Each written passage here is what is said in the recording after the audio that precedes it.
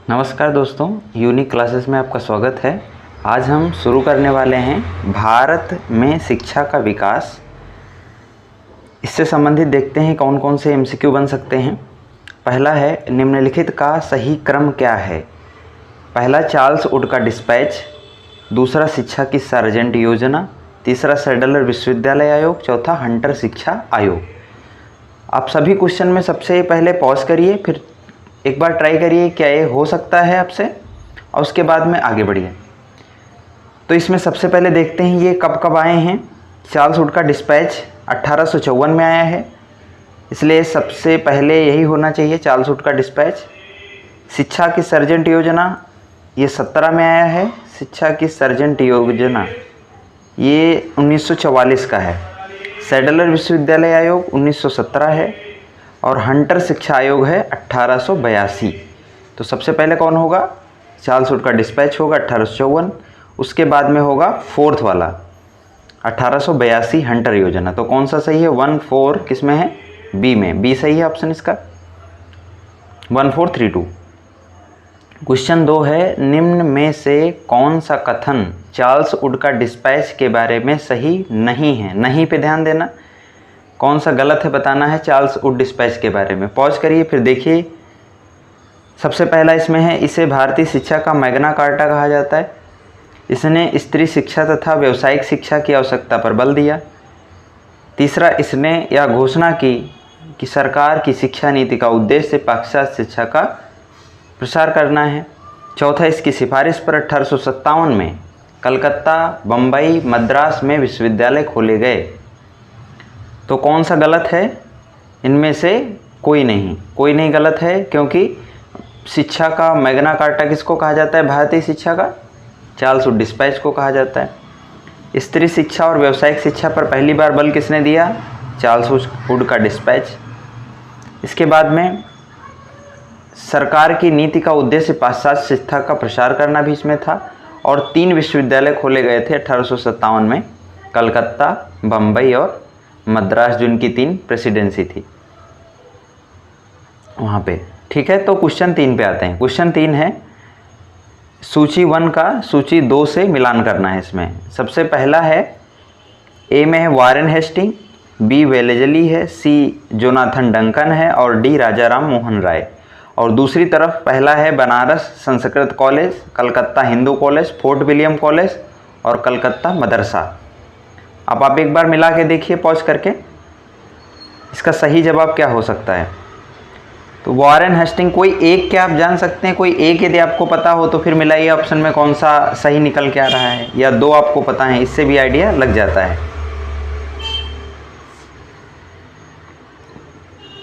तो सबसे पहले वारेन हेस्टिंग्स ने क्या किया था, कलकत्ता मदरसा की स्थापना किया था। दूसरा, कलकत्ता मदरसा की स्थापना कब हुई थी, 1791 में। दूसरा है वेलेजली, वेलेजली ने क्या किया था, फोर्ट विलियम कॉलेज। और तीसरा Jonathan Duncan, Jonathan Duncan Banaras Sanskrit college की स्थापना। और राजा राम मोहन राय, ये है कलकत्ता हिंदू कॉलेज। ठीक है, तो ये 1791 पहला है, दूसरा 1817, तीसरा 1800 में हुआ है जोनाथन डंकन वाला, और चौथा है 1781। चौथा क्वेश्चन देखते हैं, निम्न में से कौन सा कथन हंटर शिक्षा आयोग जो 1882 में आया है उसके बारे में कौन सा सही नहीं है। नहीं यानी गलत वाला बताना है इसमें। तो पहला है, विश्वविद्यालय के कार्यों से इसका कोई संबंध नहीं था, मतलब हंटर शिक्षा आयोग से विश्वविद्यालय का कोई मतलब नहीं था। दूसरा, इसने प्रेसिडेंसी नगरों के अतिरिक्त अन्य शहरों गांवों में स्त्री शिक्षा का पर्याप्त प्रबंध न होने पर खेद प्रकट किया। इसका मुख्य कार्य 1854 के बाद शिक्षा की दिशा में किए गए प्रयासों की समीक्षा करना था, और इसने 6 से 14 वर्ष तक के बच्चों को निःशुल्क व अनिवार्य शिक्षा की वकालत किया। इसको आप ध्यान से एक बार पढ़िए पॉज करके। तो देखते हैं कौन सा कथन गलत है किससे, हंटर शिक्षा आयोग। तो हंटर शिक्षा आयोग जो है वो 1882 में आया था, और इसका सही ऑप्शन है, जो गलत ऑप्शन है वो है 4, क्योंकि निःशुल्क योजना की बात, निःशुल्क जो शिक्षा और अनिवार्य शिक्षा की बात है बहुत बाद में की गई है। ये सर्जेंट योजना, जो आप अभी पहले नाम पढ़े थे सर्जेंट योजना, ये सबसे पहले बात की गई है सर्जेंट योजना में निःशुल्क शिक्षा की, कि 6 से 11 वर्ष के बच्चों को निःशुल्क शिक्षा दी जाए। तो ये तो बिल्कुल गलत हो गया चौथा। और कौन सा सही हो सकता है?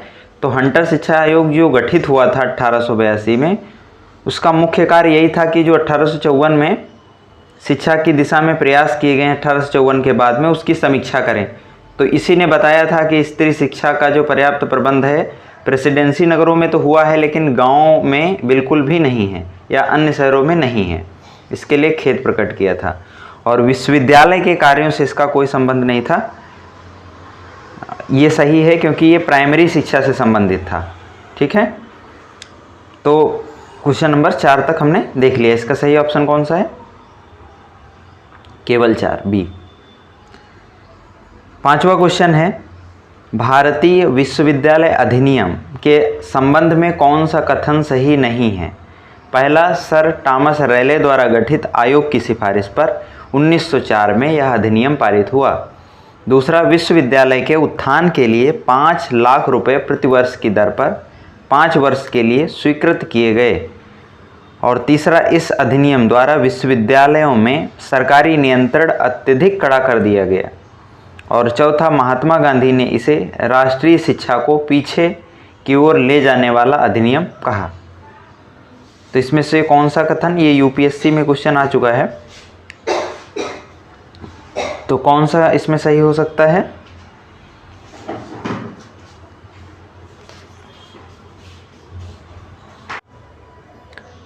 आप लोगों को पता है कि 1904 में विभाजन की बात की जाने लगी थी, बंगाल विभाजन की बात की जाने लगी थी। तो उस समय बहुत सारे छात्र जो विश्वविद्यालय के थे वो स्वदेशी और बहिष्कार आंदोलन में भाग ले रहे थे, इसलिए विश्वविद्यालय आयोग आया था, विश्वविद्यालय अधिनियम आया था। कब? 1904 में। तो पहला कथन बिल्कुल सही है। दूसरा जो था कि 5 लाख रुपए प्रतिवर्ष की दर पर 5 वर्ष के लिए स्वीकृत किए गए, ये भी सही है। और नियंत्रण कड़ा कर दिया गया, बिल्कुल सही है। इसीलिए नियंत्रण कड़ा कर दिया गया था ताकि स्टूडेंट जो हैं वो बहिष्कार और स्वदेशी आंदोलन में कम से कम भाग लें। और महात्मा गांधी ने इसे राष्ट्रीय शिक्षा को पीछे की ओर ले जाने वाला अधिनियम कहा था। तो ये आपको लॉजिक लगाना चाहिए कि भारतीय यदि विश्वविद्यालय अधिनियम 1904 में आया है तब गांधी जी भारत में सक्रिय नहीं थे, इसलिए ये कथन गलत है 4। तो इसमें कौन सा सही ऑप्शन है? सी, यानी चौथा ऑप्शन इसमें का गलत है। ठीक है, किसने कहा था? तो ये गोपाल कृष्ण गोखले ने कहा था कि राष्ट्रीय शिक्षा को पीछे ले जाने वाला अधिनियम है। 6ठा क्वेश्चन देखते हैं इसमें, राधा कृष्णन आयोग का गठन किस शिक्षा के संबंध में किया गया था? प्राथमिक या माध्यमिक या विश्वविद्यालय या डी तीनों? तो जो राधा कृष्णन आयोग था ये 1948 में आया था और इसका संबंध तीनों स्तर की शिक्षा से था। प्राथमिक स्तर से भी था, माध्यमिक भी था और विश्वविद्यालय भी था। ठीक है, तो 6 तक क्वेश्चन हमने देख लिया है। अगला क्वेश्चन देखते हैं कि निम्नलिखित में कौन सा जोड़ा सही नहीं है?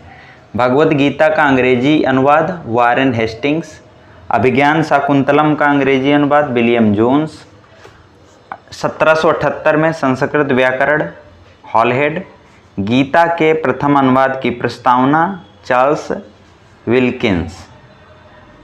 कौन सा सही नहीं है? पहला ऑप्शन, पहला और चौथा। दूसरा है 1, 3, 4। तीसरा है 1 और 3 और डी ऑप्शन है इनमें से कोई नहीं। ठीक है, तो देखते हैं इसमें से कौन सा सही है। तो सबसे पहला जो लिखा है भगवत गीता का अंग्रेजी में अनुवाद, ये किसने किया? ये चार्ल्स विल्किंस ने किया था, तो पहला गलत है। और गीता के प्रथम अनुवाद की प्रस्तावना जो है वो किया था वारेन हेस्टिंग्स ने। इसका मतलब 1 और 4 आपस में इंटरचेंज हैं, इंटरचेंज हो जाए तो सही हो जाएगा 1 और 4।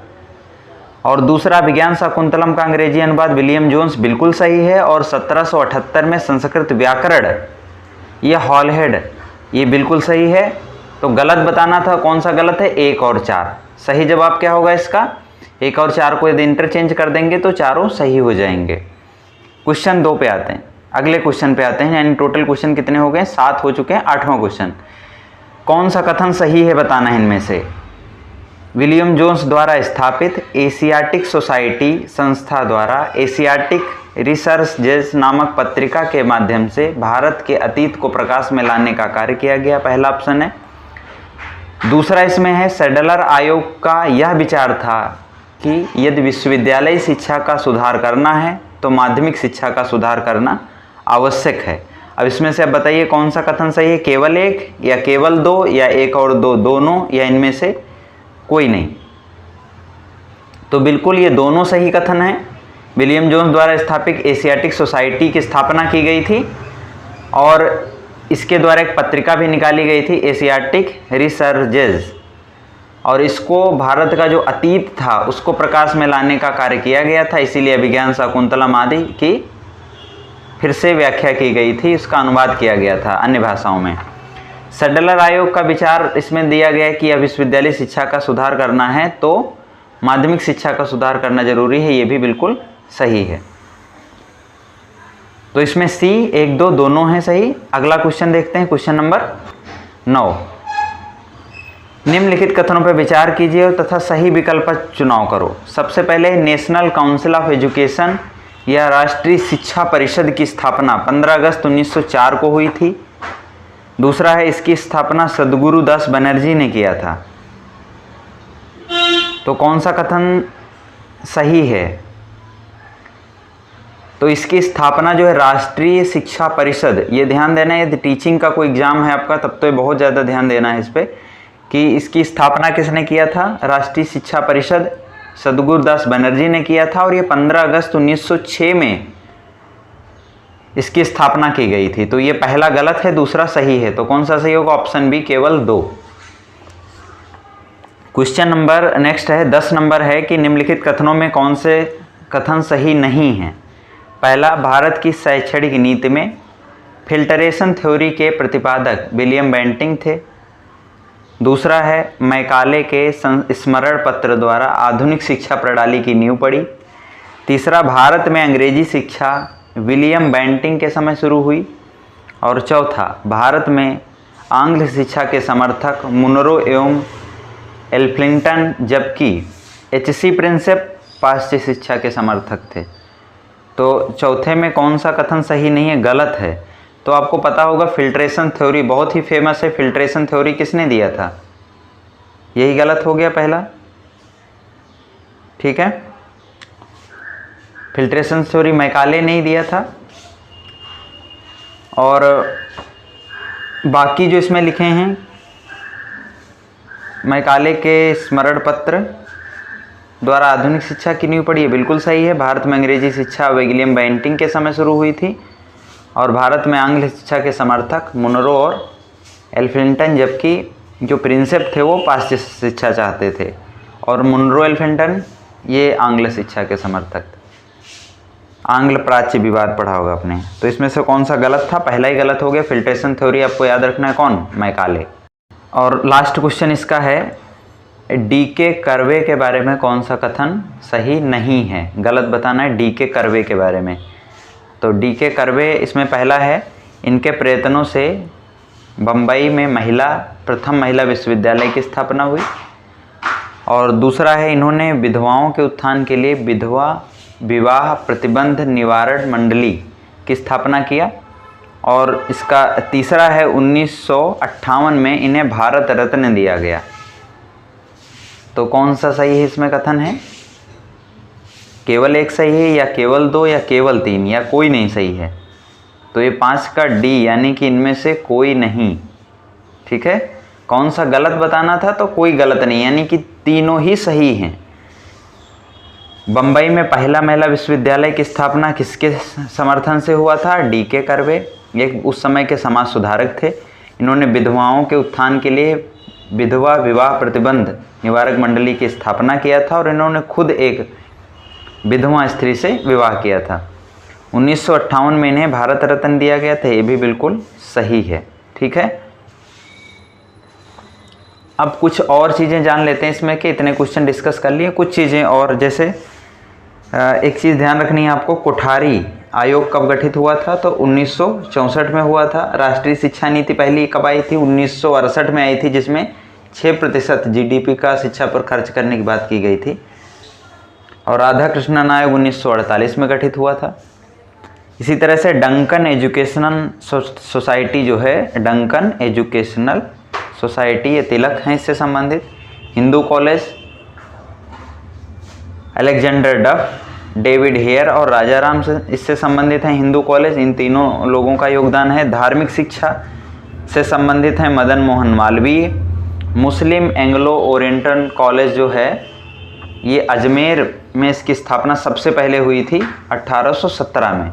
ठीक है, तो ठीक है, इतना हमने देख लिया भारत में शिक्षा का विकास।